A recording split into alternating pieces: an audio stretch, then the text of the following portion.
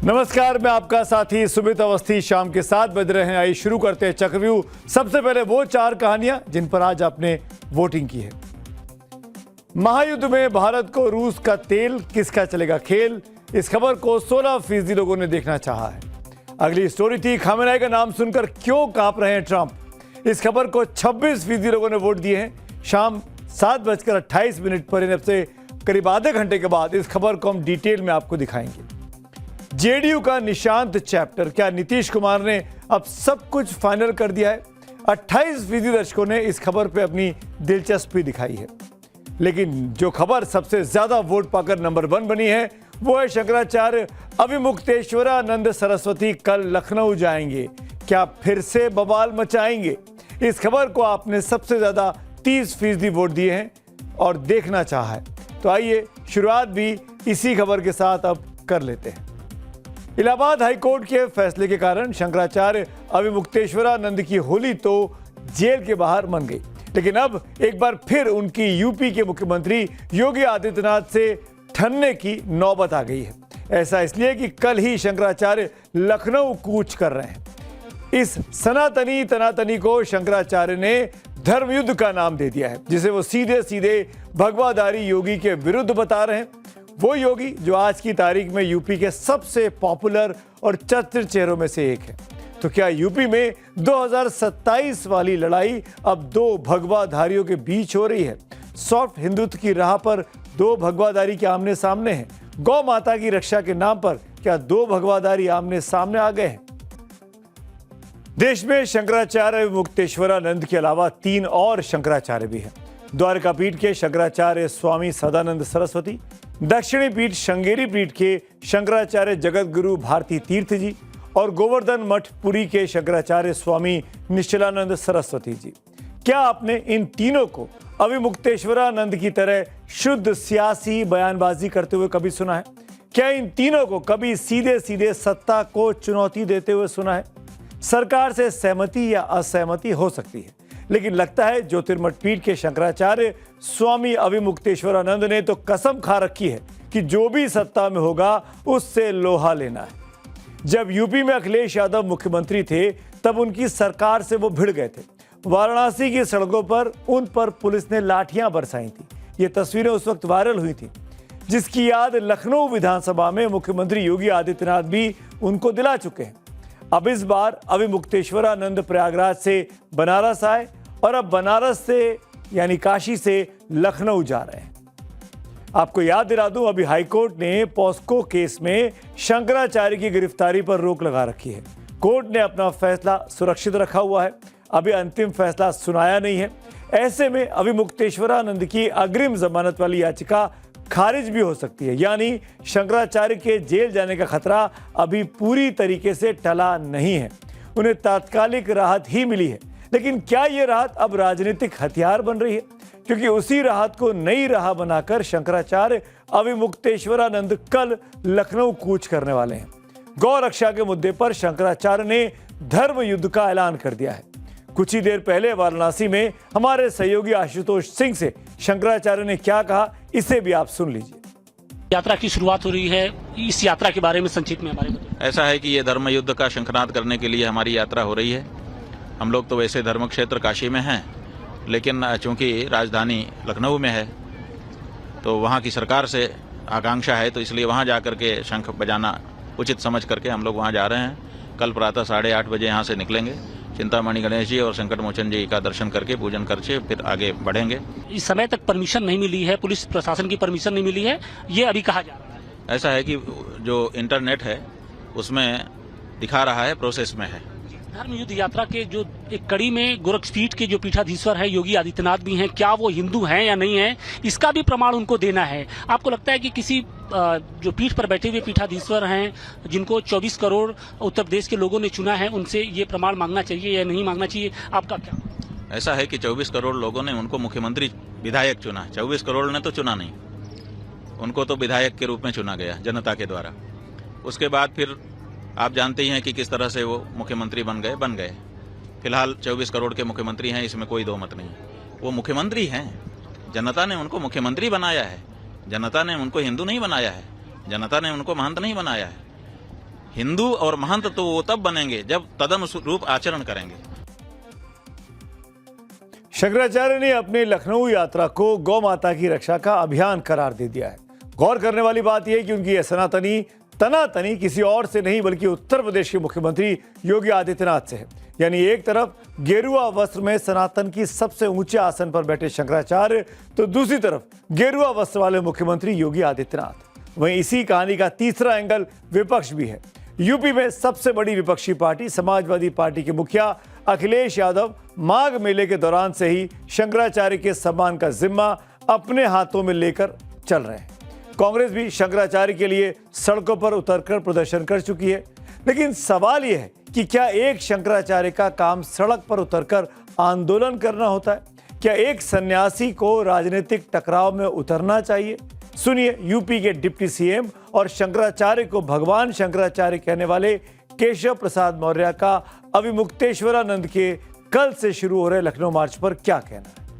गौरक्षा उत्तर प्रदेश में हो रही है। गौ माता को कोई खरोच नहीं पहुंचा सकता है। गौ माता की हम लोग पूजा करते हैं। गौ माता के अंदर करोड़ों करोड़ देवी देवताओं का वास होता है। यात्रा को परमिशन देंगे आप लोग? ये तो जो आवेदन देंगे, जिनको परमिशन देना उनको फैसला करना, हमें थोड़ा फैसला करना। ये सब चीजें मैं पूज्य संतों के चरणों में सदा प्रणाम करता हूँ और ऐसे राजनीतिक विवादों को उन लोगों को बढ़ावा नहीं देना चाहिए। तो सुना आपने पहले शंकराचार्य का लखनऊ में स्वागत है वाले बयान के बाद अब केशव प्रसाद मौर्य का कहना है कि ऐसे राजनीतिक विवादों को बढ़ावा नहीं देना चाहिए। लेकिन शंकराचार्य अविमुक्तेश्वरानंद इस विवाद को अब काफी आगे बढ़ाते हुए लखनऊ ले जाने में लग गए हैं। आज 6 मार्च को शंकराचार्य ने काशी के शंकराचार्य घाट पर गंगा पूजन किया और गौ रक्षा का संकल्प लिया। 7 मार्च को वो वाराणसी में संकट मोचन मंदिर पूजा के बाद लखनऊ यात्रा प्रारंभ करेंगे। वाराणसी से जौनपुर, सुल्तानपुर, रायबरेली, उन्नाव, मोहनलालगंज, निमिषरण्य होते हुए 4 दिनों के बाद 11 मार्च को वो लखनऊ पहुंचेंगे। लखनऊ में 11 मार्च को आशियाना के काशीराम स्मृति सांस्कृतिक स्थल में गौ प्रतिष्ठा ध्वज स्थापित करके अपने कथित धर्म युद्ध का वो शंखनाद करने वाले हैं। इसके लिए एलडीए यानी लखनऊ डेवलपमेंट अथॉरिटी से काशीराम सांस्कृतिक स्थल बुक कराया गया है। बुकिंग फीस को भी जमा कर दिया गया है। एलडीए की तरफ से परमिशन मिल गई है, लेकिन पुलिस प्रशासन से अभी परमिशन नहीं मिली है। शंकराचार्य स्वामी अविमुक्तेश्वरानंद की टीम का दावा है कि उनकी तरफ से 21 मार्च को लखनऊ पुलिस और प्रशासन को परमिशन के लिए 21 फरवरी को माफ करिएगा परमिशन के लिए अर्जी लगाई गई थी, जो अभी प्रोसेस में है। अभी अनुमति पत्र नहीं मिला है। हालांकि अभी 11 मार्च आने में 5 दिन का वक्त बाकी है, लेकिन अभी उस स्पॉट का क्या हाल है जहां पर शंकराचार्य लखनऊ में इकट्ठा होंगे अपने तमाम समर्थकों के साथ, हमारे सहयोगी विनोद मिश्रा ने वहां जाकर मौके का जायजा लिया। 11 मार्च को इसी जगह पर उनकी एक सभा होगी, जिसके लिए एलडीए से बाकायदा परमिशन ली गई है। इस पूरे काशीराम सांस्कृतिक स्थल को बुक किया गया है, पैसे इसके लिए जमा कर दिए गए हैं और कहा जा रहा है कि 10 मार्च को लखनऊ में रात को पहुंच जाएंगे। 11 मार्च के दोपहर करीब 1 से 1:30 बजे के बीच जो है वो यहां पर आएंगे और यहीं पर उनका जो है कार्यक्रम होने वाला है। कहा जा रहा है कि अविमुक्तेश्वर इसकी मांग है कि जो गौ माता है उसको राष्ट्रीय माता घोषित किया जाए। इससे पहले यूपी सरकार जो है उसे राज्य माता का दर्जा दे, यानी राज्य माता यूपी सरकार घोषित करे। और आपको बता दूं, अभी हाल ही में बाबा बागेश्वर ने भी लखनऊ के प्रेरणा स्थल में कथा का प्लान बनाया था। इसके लिए उनकी तरफ से एलडीए को जगह के लिए एप्लीकेशन दी गई थी, लेकिन उन्हें परमिशन नहीं मिली थी। अब स्वामी अविमुक्तेश्वरानंद के लखनऊ यात्रा को लेकर धीरेन्द्र शास्त्री क्या कुछ कह रहे हैं, आगे बढ़ने से पहले उसको भी सुन लीजिए। संतों पर कभी भी कोई भी टिप्पणियां किसी भी संत पर करते नहीं, हमारे विषय से बाहर है। महापुरुषों पर टिप्पणियां करने की हमारी निजी कोई सामर्थ्यता नहीं। मुहिम चला रहे हैं। गौ रक्षा सनातन रक्षा करने के लिए समय दिया था मुख्यमंत्री को, पूरा नहीं हुआ, जिसके लिए आंदोलन। गौ रक्षा, सनातन रक्षा, गंगा माता की रक्षा, ये बहुत अद्भुत संकल्प है। प्रत्येक सनातनी इन संकल्पों के साथ होना चाहिए। आप योगी आदित्यनाथ को हिंदू मानते हैं या नहीं? जी, योगी आदित्यनाथ जी को आप हिंदू मानते हैं या नहीं? हम सर्टिफिकेट नहीं बांटते हैं, ये आप निर्णय करेंगे। धीरेन्द्र शास्त्री का कहना है कि हम किसी संत को सर्टिफिकेट नहीं बांटते, लेकिन शंकराचार्य विवाद के सेंटर में ही सर्टिफिकेट है। सीएम योगी समेत कई और संत अविमुक्तेश्वरानंद को शंकराचार्य मानने से इनकार कर चुके हैं। उनके शंकराचार्य को लेकर कोर्ट में मुकदमा भी चल रहा है। वहीं दूसरी तरफ अविमुक्तेश्वरानंद योगी आदित्यनाथ से हिंदू होने का सबूत मांगते हैं। गौ माता को राज्य माता का दर्जा दिलाने की मांग के साथ साथ सीधे योगी से भिड़ने के मूड में दिखाई देते हैं। अब देखते जाइए आगे आगे होता है क्या। हाँ, ये बात अलग है कि एक सच्चे सन्यासी का धर्म त्याग और तपस्या है, ना कि अल्टीमेटम और सियासी मार्च। क्या ये कदम हिंदुत्व को मजबूत कर रहे हैं या इसके पीछे की मंशा कुछ और है? और इस मंशा का नाता क्या किसी सियासी नफे नुकसान से भी जुड़ा है? ये फैसला मैं इस कहानी के इस मोड़ पर यहीं पर आप पर छोड़ता हूं। आप तय करिए कौन सही कौन गलत। अब बात करते हैं आज की अगली कहानी की। नीतीश कुमार के राज्यसभा में जाने की खबरों के बाद बिहार में बीजेपी का मुख्यमंत्री बनने की संभावनाएं बढ़ गई। इस बीच बड़ी खबर यह आ रही है कि मुख्यमंत्री नीतीश कुमार के बेटे निशांत कुमार कल जेडीयू की औपचारिक तौर पर मेंबरशिप लेंगे, सदस्यता लेंगे। जेडीयू के प्रवक्ता नीरज कुमार ने आज जो विधायकों की बैठक बुलाई थी नीतीश कुमार ने अपने घर पर, उसके बाद पर बताया, इसकी पुष्टि कर दी कि निशांत कुमार जेडीयू में शामिल हो रहे हैं। इससे साफ हो गया कि अब जेडीयू को चलाने और आगे बढ़ाने में निशांत कुमार की एक बड़ी भूमिका हो सकती है। हमारी पार्टी के कार्यकर्ताओं के लिए उत्साह का क्षण है कि निशांत कुमार राजनीति में सक्रिय होंगे और पार्टी जो विचारधारा हमारी है, नीतीश कुमार जी के वैचारिक विचारधारा को आगे ले जाने के लिए एक नई पीढ़ी तैयार होगी। तो जिस परिवारवाद को लेकर नीतीश कुमार दूसरों को ताना मारते थे, आज वही परिवारवाद उनकी पार्टी में दिखाई दे रहा है। तमाम बड़े बड़े नेता, बड़े बड़े विधायक, सालों के पब्लिक लाइफ में रहने वाले लोग निशांत कुमार को अपना नेता बता रहे हैं। अब सवाल है कि क्या निशांत कुमार जेडीयू की कमान संभाल लेंगे या अगले उप मुख्यमंत्री होंगे? मुख्यमंत्री के आवास पर नीतीश कुमार ने विधायकों और सांसदों की बैठक बुलाई थी, जहां तमाम विधायकों ने नीतीश कुमार के राज्यसभा जाने का विरोध किया। लेकिन नीतीश कुमार ने यह कहकर उनको शांत किया कि वो दिल्ली से ये सब देखते रहेंगे, यानी वो पटना से या बिहार से दूर नहीं जा रहे। आज थोड़ी देर पहले नीतीश कुमार ने अपने आवास पर पटना में सभी पार्टी नेताओं, मंत्रियों, विधायकों और सांसदों की एक अहम बैठक बुलाई थी। नीतीश कुमार के कारण ही ईबीसी, ओबीसी, महिलाएं, दलित और मुसलमानों के एक तबके का वोट जेडीयू को जाता रहा। नीतीश के अगल बगल के जो चेहरे दिखाई देते हैं उनमें ज्यादा अगड़ी जातियों के हैं, लेकिन जो नीतीश के कोर वोटर हैं उस तबके से कोई वैसा नेता नहीं दिखता जो नीतीश का वारिस हो सके। नीतीश कुमार के कोर वोटर की बात करें तो मैं आंकड़ों को दिखाना चाहूंगा। ये नीतीश कुमार का कोर वोटर है। कुर्मी जो कि बिहार में करीब 2.9% है, कोयरी जो करीब 4.2% है, ईबीसी 36% के आसपास, महादलित जो कि नीतीश कुमार के द्वारा बनाई गई एक वोटिंग कम्युनिटी है 10% के आसपास, पसमंदा मुसलमान जो है बिहार में करीब 12% हैं और महिलाएं जो कि लगभग आधी आबादी है। तो ये जो एक नया कोर वोट बैंक आप कह सकते हैं जो कि नीतीश कुमार ने अपनी मेहनत से इन 20 सालों में खड़ा किया है, ये जेडीयू का या नीतीश कुमार का कोर वोट बैंक माना जाता है। इसी पे अब सबकी निगाहें हैं कि ये वोट बैंक कहां जाएगा अगर नीतीश कुमार बिहार की राजनीति से दूर जा रहे हैं। अब इस वोट को जेडीयू के खेमे में बनाए रखने की उम्मीदें और चुनौतियां दोनों निशांत के सामने आने वाली हैं। सबसे बड़ी चुनौती दायित्व तो देखिए, पहले एक कार्यकर्ता के बाद अभी जब पिता द्वारा परिषद की सीट खाली होगी, वो परिषद का मेंबर भी बन जाएंगे, डिप्टी सीएम भी बना दिए जाएंगे। उनके लिए चुनौती होगी कि पिताजी ने जो औरत तैयार किया है कम से कम कुछ उसको करना। तो सबसे पहले उनकी खुद की सक्रियता, तो इनको कुछ तो एक इमेज, फिर सबसे बड़ी है उनकी सक्रियता, कितना सक्रिय होते हैं। बाकी जो नीतीश कुमार ने एक पार्टी बनाई उसको आगे बढ़ाना। निशांत कुमार बहुत ज्यादा ट्रेंडिंग है, सोशल मीडिया पर बहुत ज्यादा सर्च किए जा रहे हैं। अब निशांत कुमार बिहार की राजनीति के अखाड़े में उतरते हैं तो कुछ खूबियां और खामियां उनका पीछा हमेशा करेंगी। निशांत कुमार के लिए मजबूती ये है कि उनके पास नीतीश कुमार जैसे पिता की मजबूत राजनीतिक विरासत है, लेकिन ये विरासत ही वंशवाद के तीखे आरोपों के रूप में कमजोरी में भी बदल सकती है। निशांत की मजबूती उनकी सादगी और जमीन से जुड़ा होना है, लेकिन कमजोरी यह है कि अपने पिता की तरह वो राजनीतिक रूप से तेज तर्रार अभी तक साबित नहीं हुए। निशांत कुमार पढ़े लिखे और सुलझे हुए व्यक्तियों में से एक है, लेकिन अब तक पार्टी से दूर रहने के कारण पार्टी कार्यकर्ताओं और नेताओं पर उनकी पकड़ कितनी होगी, इस पर सवाल खड़े होते हैं। वैसे उप मुख्यमंत्री को लेकर खबर आ रही है कि एक ही उप मुख्यमंत्री इस बार बिहार की नई सरकार में हो सकता है और ये एक उप मुख्यमंत्री निशांत कुमार ही हो सकते हैं, ताकि संदेश पार्टी में जेडीयू में साफ जाए कि नीतीश के बाद निशांत ही हैं। वैसे विपक्ष का आरोप है कि नीतीश की पार्टी वाले ही निशांत के रास्ते में अड़ंगा लगा सकते हैं। श्रीमती राबड़ी देवी जी ने भी कहा और श्री तेजस्वी यादव जी ने भी कई मौकों पर कहा है कि निशांत जी को राजनीति में आना चाहिए। अब कौन उनको रोक रहा है, क्यों नहीं आ रहे हैं? ये तो बीजेपी और जेडीयू के कुछ नेता हैं जो नहीं चाहते निशांत जी आए।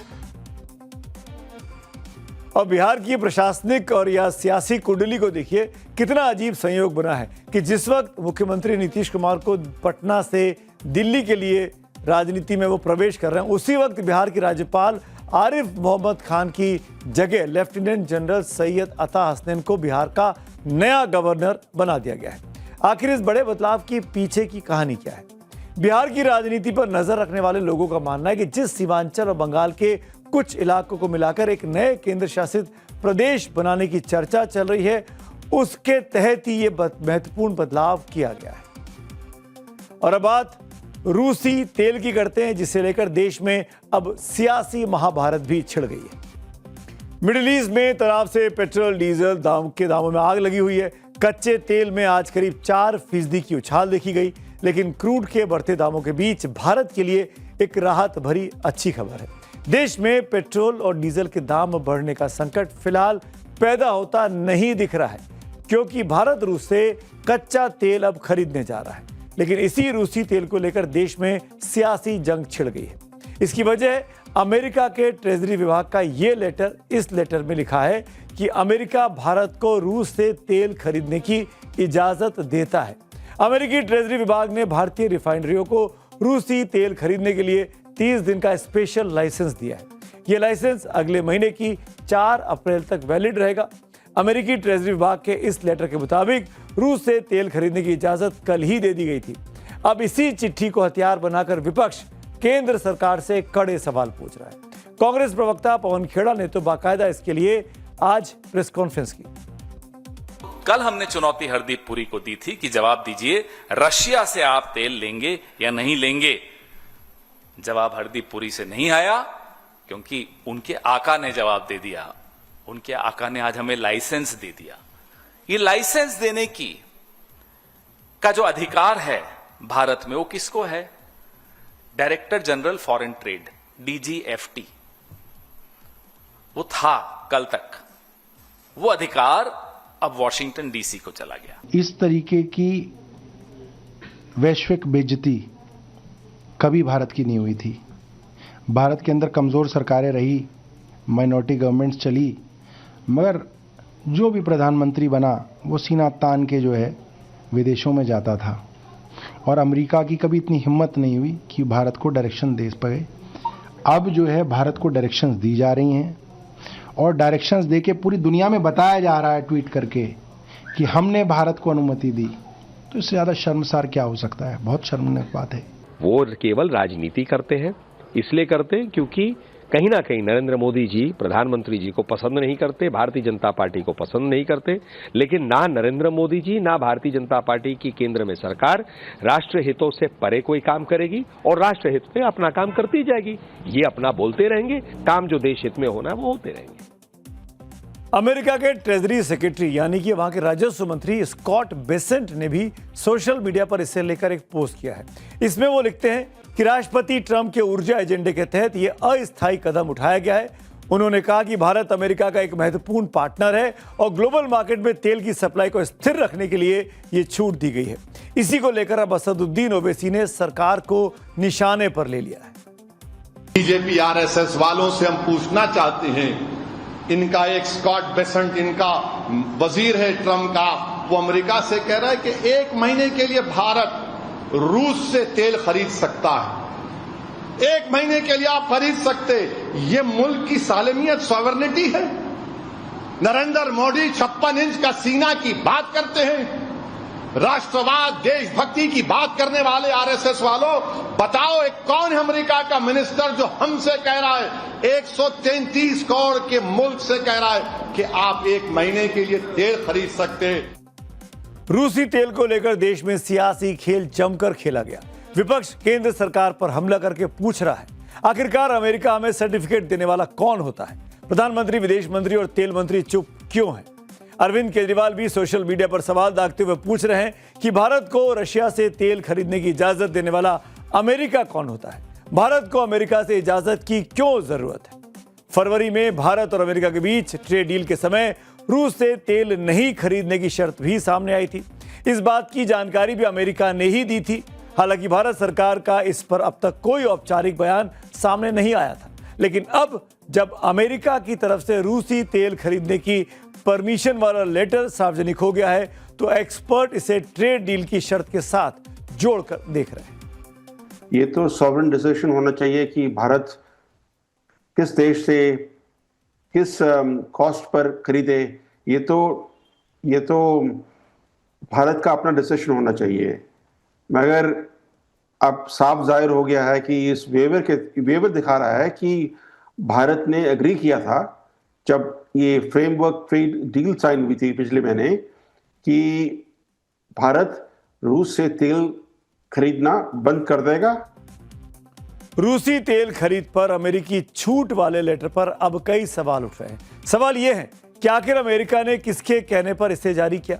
क्या बिना अमेरिका की इजाजत के भारत रूस से तेल वाकई में नहीं खरीद सकता है? भारत किससे तेल खरीदेगा और किससे नहीं, ये तो भारत ही तय करेगा। तो फिर अमेरिका का लेटर कहां से आया? कुल मिलाकर तेल के इस खेल में देश का सियासी पारा चढ़ा हुआ है। विपक्ष सवाल पूछ रहा है, लेकिन बीजेपी कह रही है कि देश पर भरोसा करिए, अमेरिका पर नहीं। विपक्षी दलों का यह कहना है, खासतौर पे कांग्रेस से, कि वेवर की जरूरत क्यों हमें यूएस से पड़ रही है? आखिर हम एक सॉवरेन नेशन हैं, हमारी अपनी पॉलिसी है। अगर यूएस कहता है कि वो हमें वेवर दे रहे हैं, तो उनको वो ऐसा क्यों कह रहे हैं? और वो भारत सरकार पे इल्जाम लगा रहे हैं कि सरकार कुछ नहीं कह रही है, वो जैसा यूएस कह रहा है उसके कहने पे चल रही है। क्या जवाब देंगे? देखिए, प्रश्न ये उठता है कि किसी भी अंतर्राष्ट्रीय मुद्दे पर कौन क्या कह रहा है वो ज्यादा महत्वपूर्ण है या हमारी सरकार क्या कह रही है ये ज्यादा महत्वपूर्ण है? कांग्रेस के नेताओं को यह समझना चाहिए कि हमारी सरकार जो कह रही है जिम्मेदारी के साथ में कह रही है। दूसरा, कोई भी व्यक्ति क्या कुछ कहता है, कांग्रेस को उस पर ज्यादा भरोसा है और हमारी सरकार में भरोसा नहीं है। ये अजीब सी स्थिति कांग्रेस की है और यही कारण है कि कांग्रेस गर्त में जाती जा रही है। इस बीच अमेरिका और ईरान के बीच बढ़ते युद्ध वाले तनाव के बीच पिछले 24 घंटों में दिल्ली और तेहरान के बीच राजनयिकों के बीच तीन बार संपर्क हुआ। आज नई दिल्ली में रायसीना डायलॉग 2026 के मंच पर विदेश मंत्री एस जयशंकर और ईरान के उप विदेश मंत्री के बीच एक बैठक हुई है। ये मुलाकात पश्चिमी एशिया में जारी तनाव के बीच अहम बताई जा रही है। कल ही आपको याद होगा, विदेश मंत्री एस जयशंकर ने ईरान के विदेश मंत्री अब्बास अरागची से फोन पर बातचीत की थी। चक्रव्यूह में हमने आपको बताया था, और कल ही चक्रव्यूह में हमने आपको यह भी बताया था कि भारत के विदेश सचिव विक्रम मिस्री ने ईरान दूतावास जाकर वहां पर जो पुस्तिका रखी गई थी, शोक पुस्तिका, उसमें खामेनाई की मौत पर शोक जताया था और हस्ताक्षर भारत की तरफ से किए थे। और अब बात करते हैं डोनाल्ड ट्रंप की, जिन्होंने ईरान के नए नेतृत्व को लेकर बड़े सवाल खड़े कर दिए हैं। खामेनाई पर ट्रंप को भरोसा नहीं है, क्यों? क्या खामेनाई से ट्रंप कांप गए हैं? दुनिया के नक्शे पर एक सवाल इस वक्त आग की तरह फैल रही है। क्या कोई देश ये तय कर सकता है कि किसी दूसरे संप्रभु राष्ट्र का सुप्रीम लीडर कौन होगा? कायदे से जवाब होगा नहीं। लेकिन अमेरिका के राष्ट्रपति डोनाल्ड ट्रंप के डिक्शनरी में शायद ये नियम है ही नहीं। वो तो अपनी ही मनमर्जी चलाना चाहते हैं। अयतुल्ला अली खामेनाई की मौत के बाद ईरान ने उनके बेटे मुस्तफा खामेनाई को अपना नया सुप्रीम लीडर चुना, लेकिन वॉशिंगटन में बैठे ट्रंप भड़क गए। ट्रंप कह रहे हैं कि मुस्तफा मुझे मंजूर नहीं है। बड़ा सवाल यह कि ट्रंप को मुस्तफा से इतना डर क्यों लगता है? क्या ट्रंप अंदर ही अंदर ईरान की इस नई लीडरशिप से, जिसका नाम खामेनाई है, उससे खौफजदा है? इस खौफ का असर भी शायद दिखने लगा है, क्योंकि एक तरफ ईरान पर मिसाइलें बरस रही हैं और दूसरी तरफ व्हाइट हाउस के ओवल ऑफिस में कुछ पादरी ट्रंप को घेरकर उनके ऊपर हाथ रखकर प्रार्थना कर रहे हैं। तस्वीरें देखकर सोशल मीडिया पर लोग पूछ रहे हैं कि क्या ट्रंप डर के मारे झाड़ फूंक या जादू टोना तो नहीं करवा रहे हैं। In these challenging times that we're facing today, I pray for your grace and your protection over him. तो खामनेई से घबराकर ट्रंप हुंकार मार रहे हैं और कह रहे हैं कि ईरान की कुर्सी पर कौन बैठेगा ये मैं तय करूंगा, लेकिन अंदर की हालत क्या है ये तस्वीरें खुद बयां कर रही हैं। ईरान के नए सुप्रीम लीडर का खौफ कहिए या युद्ध में हुए नुकसान का डर, ओवल ऑफिस का नजारा इन दिनों कुछ बदला सा है। यकीन मानिए जो तस्वीरें व्हाइट हाउस से आई हैं उन्हें देखकर आपको लगेगा कि धमकियां देने वाला ट्रंप दरअसल किसी पादरी से अपनी नजर उतरवा रहे हैं, अपने लिए प्रार्थना करा रहे हैं, क्रिश्चियनिटी को फॉलो कर रहे हैं, ईसाई धर्म के तमाम नियमों को मान रहे हैं। अगर दूसरा अपने धर्म का पालन करे, चाहे वो इस्लाम का हो या किसी और धर्म का, तो उस पर सवाल खड़े करते हैं। ट्रंप विश्व शांति की बात करते हैं और दूसरों पर बम गिराते हैं। नोबेल पीस अवार्ड चाहिए लेकिन हर देश की जाकर टांग अड़ाते हैं। ये राष्ट्रपति ट्रंप है। ईरान और उसके नए सुप्रीम लीडर को लेकर ट्रंप का डर यूं ही नहीं है। हमने चक्रव्यूह में आपको कल ही बताया था कि किस तरह ईरान के टॉप मिलिट्री कमांडर ने इजरायली न्यूक्लियर प्लांट डिमोना पर हमले की धमकी दी थी। अमेरिका और इजरायल का जॉइंट न्यूक्लियर डॉक्ट्रिन कहता है कि परमाणु केंद्र पर हमला एटमी अटैक माना जाएगा। इसका जवाब नॉन कन्वेंशनल होगा, यानी अमेरिका ईरान के अंडरग्राउंड सैन्य ठिकानों पर बंकर बस्टर परमाणु हथियारों का इस्तेमाल कर सकता है। ट्रंप की हालिया चेतावनी की असली हमले अभी बाकी हैं, कहीं ना कहीं इसी ओर इशारा भी करती है। अब आप ये समझिए कि आखिर खाड़ी में जारी ये जंग एटमी युद्ध की ओर क्यों जा सकती है, क्यों ये डर है। इजराइल न्यूक्लियर प्लांट डिमोना को अगर ईरान टारगेट करेगा तो वो इसके लिए फतेह-1 जैसा हाइपरसोनिक मिसाइल का इस्तेमाल कर सकता है। इसकी रेंज 1400 किलोमीटर से ज्यादा है। फतेह-1 आवाज की रफ्तार से 15 गुना तेज स्पीड में टारगेट पर हिट करेगा। ये वो स्पीड है जो इजराइल और डिमोना के डिफेंस सिस्टम को भेद सकता है। अब समझिए, अगर डिमोना पर ईरान का हमला कामयाब हो जाता है तो क्या होगा। डिमोना न्यूक्लियर प्लांट पर अटैक होते ही 500 किलोमीटर रेडियस में रेडियो एक्टिव रेडिएशन फैल जाएंगे। एक अनुमान के मुताबिक पहले 24 घंटे में 1 लाख लोगों तक की मौत हो सकती है। असर सिर्फ इजराइल तक ये सीमित नहीं रहेगा, बल्कि जॉर्डन, लेबनान, मिस्र तक इसके प्रभाव में आ सकते हैं। लेकिन इसके बाद जो होगा वो ईरान की कल्पना से परे होगा। अमेरिका और इजराइल एक साथ ईरान के न्यूक्लियर साइट तेहरान और नटांज पर अटैक कर सकते हैं। इसमें इस बार उन बंकर बस्टर बम का इस्तेमाल नहीं होगा जो पिछले साल जून में ऑपरेशन मिडनाइट हैमर में हुआ था। अब की बार अमेरिका अपने 2061 जो 61 और 12 टेक्निकल न्यूक्लियर बम है उसका इस्तेमाल करेगा और इसके बाद ईरानी शासन का पूर्ण विनाश निश्चित होगा। लेकिन क्या यह जारी युद्ध पर पूर्ण विराम होगा? इस सवाल पर क्या कह रहे हैं मेजर जनरल हमारे देश के रिटायर्ड जीडी बख्शी साहब, सुनिए जरा। अगर आप न्यूक्लियर पे उतर आएंगे, वहां तो किम जोंग उन ने बोल दिया है कि मैं ईरान को लॉन्ग रेंज मिसाइल देने को तैयार हूं। ठीक है, तो कल वो न्यूक्लियर मिसाइल भी दे सकता है, वो कोरिया के थ्रू दिलवा देंगे। और सब आप भूल जाइए, ईरान के पास कोई 440 किलो एनरिच्ड यूरेनियम है, वो डर्टी बॉम्ब बना सकता है। अब जनरल बख्शी जिस ईरानी डर्टी बम की बात कर रहे हैं वही ट्रंप के टेंशन की एक बड़ी वजह बताई जा रही है, क्योंकि अगर जारी महायुद्ध लंबा खिंचा तो कहीं ईरान उस डर्टी बम का इस्तेमाल ना कर ले। इस बीच मिडिल ईस्ट में जारी महायुद्ध के बीच सुप्रीम लीडर रहे ईरान के अली खामेनेई के एक वेरीफाइड एक्स अकाउंट से जारी एक पोस्ट ने अमेरिका तक में खलबली मचा दी है। इस पोस्ट में एक बड़ी सी खुर्रम शहर मिसाइल दिखाई गई है। मिसाइल का एक हिस्सा साइंटिस्ट तैयार कर रहे हैं, बीच वाले हिस्से में ईरानी झंडे के साथ मोबाइल लॉन्चर पर मिसाइल अटैक मोड में दिखाई दे रहा है, जबकि ऊपर लिखा है आ रहा है खुर्रम शहर। इस पोस्ट को @खामेनेई FA अकाउंट से पोस्ट किया गया है। ग्रे चेकमार्क ये साफ दिखाता है कि ये एक वेरीफाइड गवर्नमेंट का अकाउंट है, मल्टीलेटरल ऑर्गेनाइजेशन का अकाउंट है। इस पोस्ट के बाद टेंशन वॉशिंगटन तक है, वजह भी बहुत साफ है। अली खामेनेई के पोस्ट में दिख रही खुर्रम 4 ईरान की चौथी पीढ़ी की बैलिस्टिक मिसाइल है। इसे खैबर के नाम से भी जाना जाता है। ये लंबी दूरी तक भारी वॉरहेड ले जाने में सक्षम है। ईरान के मिसाइल प्रोग्राम की सबसे खतरनाक मिसाइलों में इसको माना जाता है। इस मिसाइल की मारक क्षमता करीब 2000 किलोमीटर की है।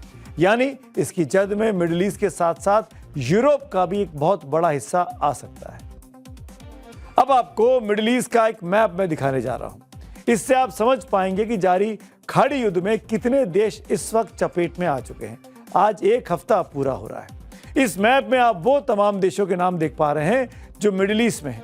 एक और ईरान है, तो दूसरी ओर इजराइल। मैप में जो आप कई सारे ब्लू स्पॉट देख सकते हैं, ये वो इलाके हैं जहां पर अमेरिका और इजराइल ने पिछले 7 दिनों में हवाई हमले किए हैं। सबसे ज्यादा ईरान में ये हमला दिखाई देता है। इसके बाद इराक, लेबनान में भी ब्लू स्पॉट आपको दिख जाएंगे। वही अगर रेड स्पॉट की मैं बात करूं तो वो हवाई हमले जिसमें ईरान और उसके प्रॉक्सी ने हमला किया है। रेड स्पॉट सबसे ज्यादा आपको इजराइल के अलावा कुवैत, कतर, यूएई में आपको देख सकते हैं। इसके अलावा बहरीन, सऊदी अरब, जॉर्डन, साइप्रस, ओमान और ईरान में भी आपको रेड स्पॉट दिखेंगे। ये वो इलाके हैं जहां पर अमेरिका या उनके सहयोगियों के मिलिट्री बेस हैं, नेवल बेस हैं, जिस पर ईरान ने हमले किए हैं।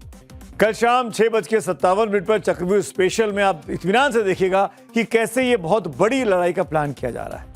अब बात करते हैं पब्लिक व्यू की। कार्यक्रम के आखिर में हम आ गए हैं। पहला पब्लिक व्यू श्रेया शांडिल्य का है, जो शंकराचार्य की कंट्रोवर्सी पर लिखती हैं। शंकराचार्य से संघर्ष सनातन के लिए ठीक नहीं। याद रहे, शंकराचार्य केवल व्यक्ति नहीं, एक पीठ और परंपरा का प्रतिनिधित्व करते हैं। सत्ता आती जाती है, संत परंपरा शाश्वत रहती है। अगला कमेंट है जो कि रशिया के ऊपर है।